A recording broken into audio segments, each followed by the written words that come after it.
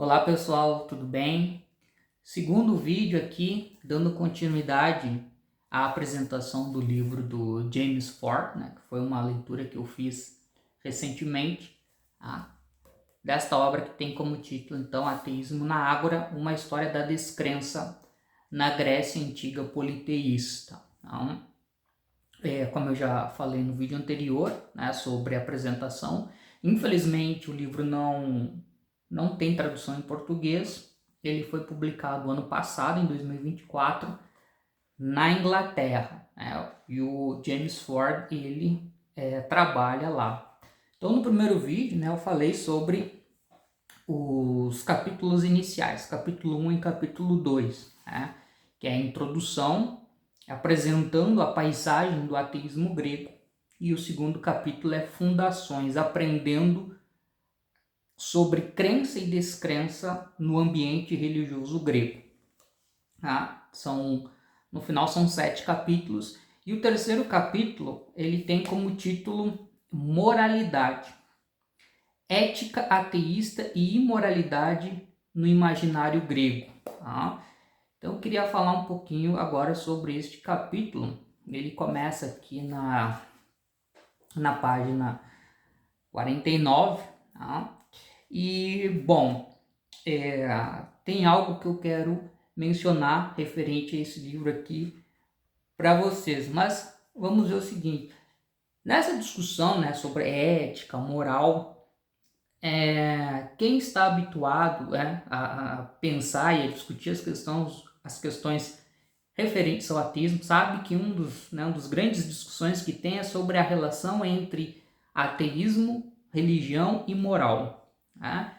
Geralmente, né, um dos argumentos mais batidos é que a moral está intrinsecamente ligada à religião, né, uma crença religiosa, a uma verdade religiosa. E, consequentemente, quem não tem essa crença, não compartilha dessa crença, né, tende a se entender que não tem, então, regras morais, que não tem uma vida ética. Isso aí, E aí as religiões monoteístas, né, muito baseadas na ideia do livro sagrado, alimentam e reforçam continuamente esse tipo de entendimento. Os 10 mandamentos do Moisés está lá como uma espécie de uma prescrição moral ditada diretamente por Deus. Então, ou seja, este é o código moral fruto da vontade divina. Então, quem não se conecta com essa vontade divina, consequentemente, não é uma pessoa moral. Só que aí vem um dado interessante, porque nós não estamos falando sobre uma realidade marcada pelo monoteísmo, né? A Grécia Antiga, né, era um local onde vivia uma sociedade portadora de crenças politeístas. Tá? E aí o autor ele começa a apresentar esse tema falando exatamente sobre uma coisa que nos chamaria muito a atenção para quem vem de um ambiente monoteísta, que essa ideia, né, da moral ou da justiça, né, como fruto da vontade divina, ela não era exatamente pensada dentro desta conexão pelos gregos antigos. Ou seja, há um entendimento, durante muito tempo houve um entendimento ali dos deuses como entidades amorais, ou dos deuses que agem por interesse próprio. Então, a justiça decorre de um ato que é fruto de ambições pessoais, das vontades dessas próprias divindades, que vão premiar e castigar pessoas de acordo com seus interesses. Então, não tem essa relação tão forte que o monoteísmo traz entre Deus e moral e a questão ética. Isso não é uma relação que se estabelece de forma automática e, digamos assim, sólida. Então, durante muito tempo, dentro do contexto grego, nós encontramos isso. Então, essa percepção sobre as divindades. Mas aí essa percepção ela vai mudando de acordo com o contexto, né, de acordo com as conjunturas da própria história da Grécia Antiga.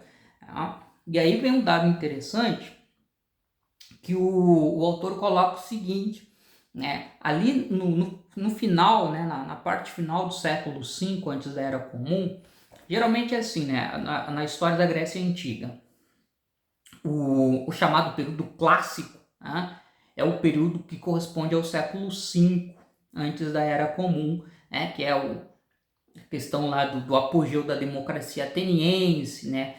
Este século começa com a vitória sobre os persas, né, a guerra contra os persas e a vitória contra os persas, só que este século ele vai terminar com uma guerra entre os próprios gregos, que é a chamada Guerra do Peloponeso, né, Atenas e Esparta e as cidades-estados aliadas lutando umas contra as outras, né, e que depois Atenas vai acabar sendo derrotada por Esparta nessa guerra.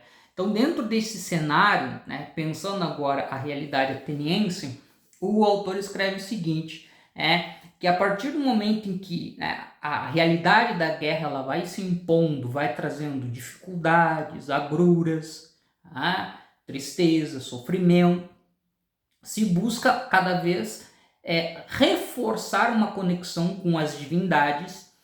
E a ideia da justiça divina ela vai sendo reforçada, né, com uma forma de procurar ali encontrar algumas respostas para aquele ambiente caótico. E aí o autor escreve que o incremento da crença comum da existência de uma forte conexão entre piedade e moralidade, pensando isso com a relação com as divindades, corresponde com a crescente crença na imoralidade e impiedade do ateísmo. Tá? Então, à medida que se reforçam os laços e as conexões entre justiça, e vontade divina, num cenário de crise social, crise política, também se constrói essa identificação do outro, né? aquele que não tem essa conexão com as divindades, como portador da ideia de imoralidade e impiedade. Né? Então, ou seja, lá no contexto grego, nós já vemos as raízes desta relação entre ateísmo e imoralidade, e que o cristianismo depois o cristianismo vai perpetuar essa visão. O outro capítulo que eu queria mencionar diz respeito a... Ele tem como título Teologia, né? Discursos da né? Aí está entre parênteses, a teologia e a evolução da crença grega. Né? O que nós vamos ter aqui neste capítulo? Então, são ideias que foram sendo elaboradas dentro do cenário da Grécia Antiga, né? Sobre que são os deuses, né? Quais são as características, né? Qual é o sentido. Né? Então, por exemplo, há uma discussão sobre a questão da justiça dos deuses, naquilo, né, que no capítulo anterior é tratado, aqui ele volta, mas para pensar agora até que ponto existiria uma relação intrínseca entre justiça e a vontade dos deuses. E o que é interessante é que não há um consenso, entendeu? Não há um consenso entre pensadores, né? Então vai falar sobre Homero, Hesíodo, vai falar sobre Platão, Solon, e que não vai existir um consenso dessa relação direta entre justiça e vontade divina. Uma outra questão também que entra vamos dizer assim, nessa reflexão teológica é ponto 2, que o autor vai chamar da instabilidade da fortuna. Ou seja, os insucessos que ocorrem na vida humana. Né? Então, vamos colocar assim, nós agimos de uma maneira correta, etc., fazemos tudo aquilo de acordo com a vontade dos deuses e das deusas, mas nem sempre a nossa vida ela é permeada por felicidade, por alegrias e por sucesso nos nossos objetivos. Então, assim, essa instabilidade, né, ou essa não garantia, acho que é um termo interessante, essa não garantia da gente conseguir aquilo, isso abre uma brecha. Tá? Então, por exemplo, o autor fala o seguinte, uma consequência da dificuldade de perceber a justiça humana como uma aplicação da justiça divina, pode ser testada.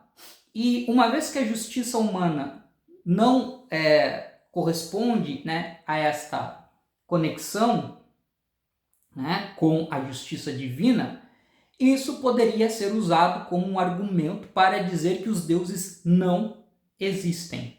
Tá? Então, aí nós vamos encontrar também uma outra discussão nesse sentido.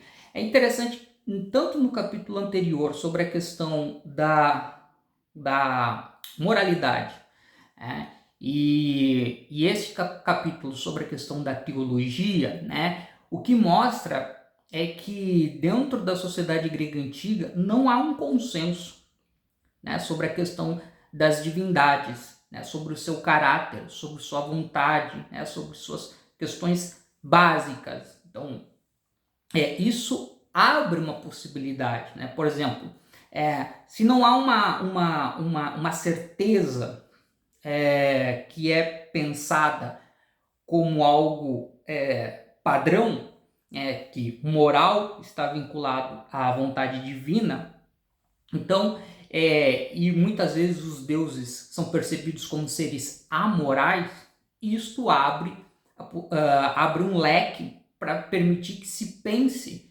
que a condição ateu ou o ser ateu também pode ser um ser moral, porque a moralidade não está vinculada à questão das divindades. E a outra coisa é que, se a gente não tem certeza, né, se essa conexão realmente há, e se os dissabores que nós enfrentamos na vida, né, mostram que os deuses não são uma garantia plena de sucesso, mesmo que a gente seja um fervoroso devoto dos deuses e faça tudo aquilo que diz os preceitos sociais e religiosos, isto também abre um leque sobre a não necessidade dessas divindades na vida humana, né? E a ideia de que a vida humana ela pode ser, então, pensada como algo que se torna responsabilidade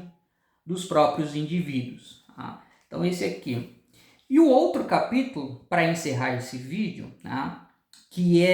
Ele tem como título Incognoscível, a piedade do agnosticismo na filosofia grega e na prática. Esse capítulo também gostei desse capítulo, porque ele vai falar sobre que não há uma percepção clara sobre o conhecimento do que realmente são os deuses. Né? Então os deuses, as divindades, elas têm assim, uma certa aura de mistério, né?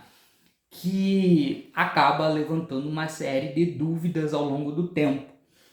Então, por exemplo, o princípio da incognoscibilidade referente aos deuses. Aí o autor vai listar aqui uma série de fatores. Os deuses podem ser desconhecidos porque eles são estrangeiros ou porque não têm um nome. 2. Os deuses são essencialmente desconhecidos dos seres humanos devido aos limites do próprio conhecimento humano. 3. Os deuses são desconhecidos das pessoas porque estas pessoas não têm o conhecimento revelado, não tem uma revelação sobre quem realmente são esses deuses. 4. Os deuses são essencialmente desconhecidos aos seres humanos devido à própria essência dos deuses, que é apenas parcialmente conhecida. 5. Os deuses são desconhecidos em um sentido positivo porque o conhecimento ele pode ser negativo, né? Então, o entendimento que eu tenho sobre Deus é sobre aquilo que eu não posso dizer em relação a ele. aquilo que Deus não é, né? Deus não é um humano, né? Deus não é mortal. E 6, os deuses são completamente desconhecidos, mas são acessíveis, né? Num senso de união mística que não envolve, né, um conhecimento que vem no sentido de uma reflexão filosófica, por exemplo. Então aqui nós temos aqui uma série de, né, de questões sendo colocadas que dizem que é o seguinte, ó, os deuses existem, as deusas existem, as divindades, mas a gente não tem exatamente um conhecimento correto ou fidedigno sobre quem eles são, consequentemente sobre quem são, quais são as suas características, né? Só que isso tem um problema, né?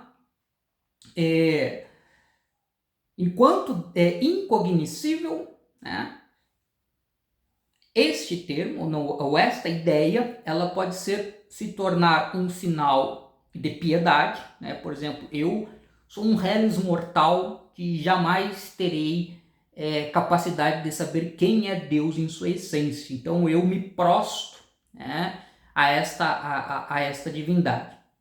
Isso pode ser um caminho, mas pode ter o outro caminho, né? Que é o seguinte, né? A questão do incognoscível, do desconhecido, ele pode se tornar um alimento para o desenvolvimento de posições e reflexões ateístas, né? Se esse Deus ele é desconhecido, se a gente não consegue ter uma percepção clara de quem elas são, o que me garante que eles realmente existem? Entendeu? Então, ou seja, eu gosto dessas questões que o James Ford vai colocar, porque a religiosidade grega, né, ela dá brecha para que a questão do pensamento ateísta ele prospere.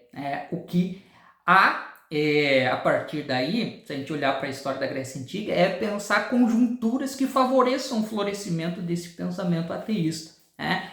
Mas a própria religiosidade grega, ela dá margens, tá? Então, como ela não tem um livro sagrado, ela não tem dogmas, né, prescritos diretamente pela vontade divina, aquela coisa toda, como a gente vê nas religiões de matriz abraâmica, então isso abre um leque, né, para também colocar em dúvida.